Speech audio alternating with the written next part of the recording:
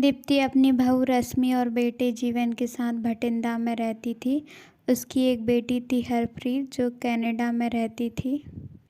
उसे अपनी बेटी की बहुत याद आती थी। दीप्ति हर दिन हरप्रीत को फ़ोन लगा कर कहती, पुत्र जी बहुत दिन हो गए तेनू देखे, कब आ रही है?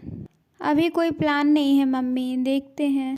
धीरे धीरे समय निकलता जा रहा था। एक दिन माँ जी इनका फ़ोन आया था, कह रहे थे कि दीदी आ रही हैं कनाडा से। आपको फ़ोन लगाया था दीदी ने, पर आपका फ़ोन नहीं लगा तो इन्हें लगा दिया।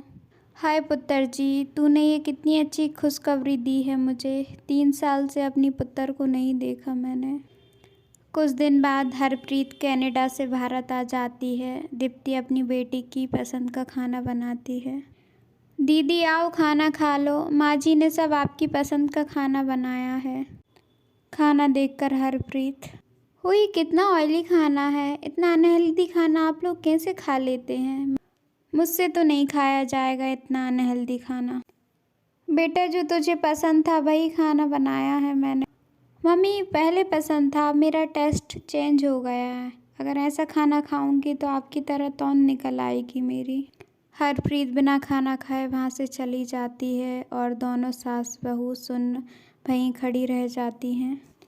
कोई बात नहीं रश्मि बेटा, बाकी सबके लिए खाना लगा दो। इस तरह हरप्रीत किसी न किसी बात पर नुक्स निकालती रहती थी।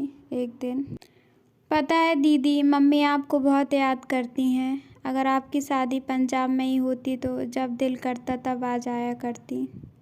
भाभी प्लीज़, मुझे पंजाब में रहने का कोई शौक़ नहीं है। ये 10 दिन ही गिन रही हूँ, जल्दी से निकले और मैं रिटर्न का टिकट लेकर कनाडा जाऊँ। अगर आपको कनाडा जाने का मौका मिलता तो क्या आप कनाडा छोड़ देंगी?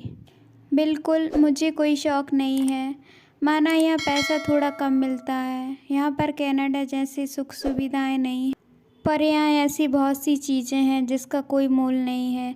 हमारा परिवार, हमारे माँ बाप, दोस्त, रिश्तेदार सब बहुत प्यार करते हैं हमसे। माँ जी कितना तड़पती हैं आपकी याद में।